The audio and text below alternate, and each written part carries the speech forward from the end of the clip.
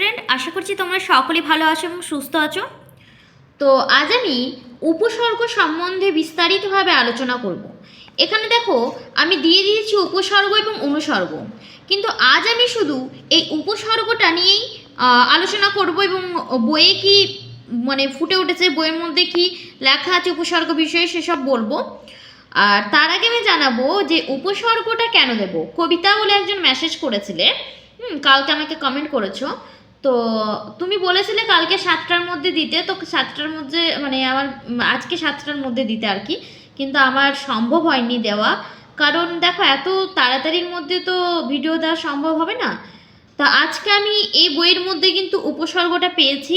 তোমার যেহেতু প্রজেক্ট দিয়েছে তাই আমি উপসর্গ সম্বন্ধে তোমাদের বিস্তারিতভাবে আলোচনা করে দেব, যাতে তুমি প্রজেক্টে কিন্তু লিখতে পারো। তো দেখো কথা না বাড়িয়ে আমি শুরু করি। উপসর্গ, উপসর্গটা কি? দেখো আমি কিন্তু উপসর্গটা আরও বিস্তারিতভাবে ভালোভাবে আলোচনা করতাম, কিন্তু যেহেতু তুমি প্রজেক্টে লিখবে তাই তোমাকে আমি বইয়েরটাই দেখাচ্ছি।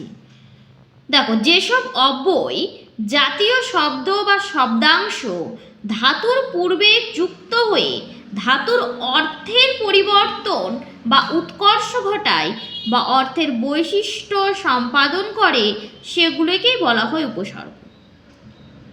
তাহলে উপসর্গ কি না জাতীয় শব্দ বা শব্দাংশ ধাতুর পূর্বে যুক্ত হচ্ছে, তারপরে দেখো ধাতুর যে অর্থে সেটা পরিবর্তন হয়ে উৎকর্ষ ঘটাচ্ছে, সেগুলোকে কিন্তু উপসর্গ বলে।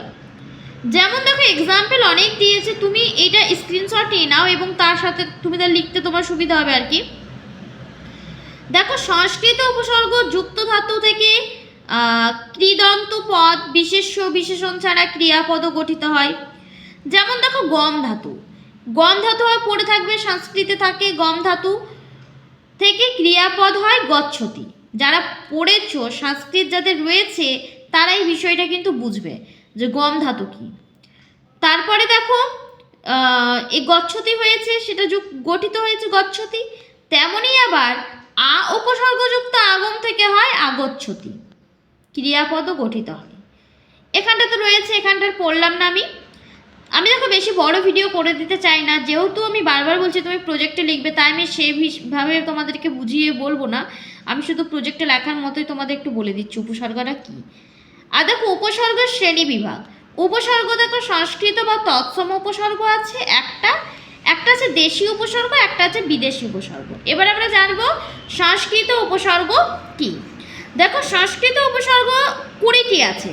কোনগুলো 20টি? যেমন প্র, পরা, অপ, সম, নি, অব, অনু, নির, এরকম 20টি রয়েছে, দেখতেই পাচ্ছ তোমরা স্ক্রিনে। ধাতুর উত্তর একটি একাধিক উপসর্গ যুক্ত হতে পারে। হ্যাঁ, তারপরে দেখো সংস্কৃত উপসর্গের মধ্যে ক্রি ধাতু যে বললাম ক্রি, সেটার মূল অর্থ কি? করা। ক্রি মানে হচ্ছে করা।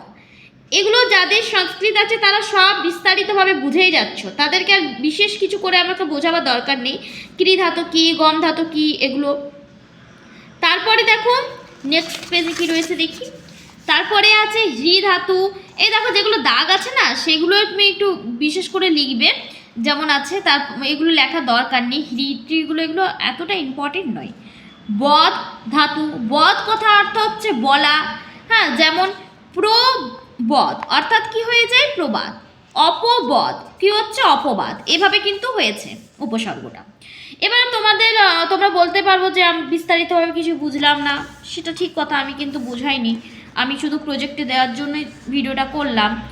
নি ধাতু রয়েছে, নম ধাতু রয়েছে, এভাবে কিন্তু রয়েছে, আর আমি পড়লাম না, বুঝলে। তারপর দেখো উপসর্গর স্থানীয় অব্যয়।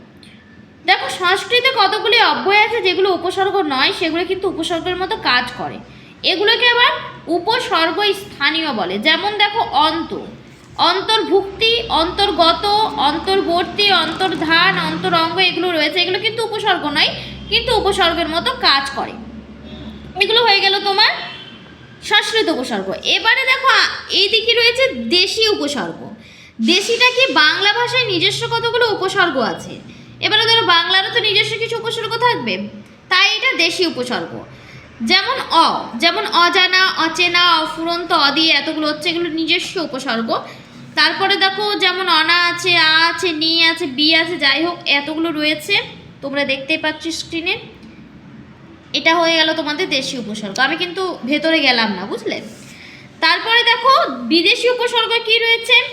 বিদেশি উপসর্গটা হচ্ছে আরবি, ফার্সি, ইংরেজি কিছু শব্দ বা বাংলা ভাষায় বিশেষ্য বিশেষণের পূর্বে যুক্ত হয়ে সেগুলো অর্থান্তর ঘটায়। অর্থাৎ বিদেশি, এগুলো বিদেশ শব্দকে বিদেশি শব্দ বিদেশি উপসর্গ বলে। এগুলো তো বিদেশের শব্দ। ফার্সি শব্দ যেমন বে, বদ, এগুলো বিদেশি শব্দ, এগুলো এদিকে নয়। বেকসুর, বেহিসাই, বেশমান, বেসুরো, এগুলো কিন্তু বিদেশি শব্দ, এগুলো কিন্তু আমাদের দেশের শব্দ নেই। আমাদের দেশের শব্দ কোনগুলো, এই যে এইগুলো হচ্ছে আমাদের দেশি শব্দ। আর সংস্কৃত শব্দ কোনগুলো না, সংস্কৃত, ক্রি, গম, ধাতু, এগুলো কিন্তু সংস্কৃত। তিনটে উপসর্গ আশা করছি তোমরা বুঝলে। এই যেমন গড়, গড় দিয়ে যেমন গড় দিয়ে কতগুলো কথা আছে, যেমন গড় মিল, গড় হাজির, এগুলো কিন্তু আমাদের দেশের শব্দ নয়, এগুলো সব বিদেশের শব্দ। না দিয়ে আছে নাচার, নারাজ, এগুলো কিন্তু আমরা বলে থাকি। নাছর বান্দা, এগুলো কিন্তু আমরা বাংলাতে ব্যবহার করে থাকি, কিন্তু এগুলো অ্যাকচুয়ালি কী শব্দ, বিদেশি শব্দ। তোমরা এটা জানতে পারলে। এবারে তোমাদেরকে আমি এইটুকু, এই যে রয়েছে বিদেশ শব্দ আরও নিম, খাস, ফুল, হাফ সব রয়েছে। এই হয়ে গেল তোমাদের উপসর্গের ভাগটা। অনুসর্গ রয়েছে, কিন্তু অনুসর্গ তোমাদের আজকে আমি বলবো না, বা অনুসর্গ তোমার যেহেতু প্রজেক্টে দেয়নি তাই আমি বললামও না। তোমাদের এটা দিলাম। আর তোমার যদি ভালো লাগে তাহলে অবশ্যই শেয়ার করতে ভুলবে না, হ্যাঁ, এবং লাইকও দিয়ে দেবে। আর যদি কোনো রকম আর অসুবিধা থাকে বলো, আমি চেষ্টা করব দেওয়ার। কিন্তু দেখো খুব তাড়াতাড়ির মধ্যে দেওয়া আমার সম্ভব হয়নি, আমি জানি, আর হবেও না। দেখো একটা ভিডিও করতে সময় লাগে, তার মধ্যে কি ভিডিও বলেছো তুমি, কোন টাইপের করতে হবে সেটা আমাকে একটু দেখতে হবে। হ্যাঁ, আচ্ছা, আমি এটা যেমন বই পেলাম, এটা আমি, তুমি যদি আমাকে বলতে টাইম দিতে, তা আমি আরও নোটস বানিয়ে ভালো করে একটু গুছিয়ে করে দিতাম। কিন্তু তুমি এটাই প্রজেক্টে লিখতে পারো, কোনো ক্ষতি নেই। তুমি এটাই যদি ভালোভাবে লিখো তো ঠিক আছে, কোনো ব্যাপার নেই। তো আমার আজকের ভিডিওটা এই পর্যন্তই। তোমাদের যদি ভালো লাগে লাইক, শেয়ার, কমেন্ট করবে। তোমরা ভালো থাকবে, সুস্থ থাকবে।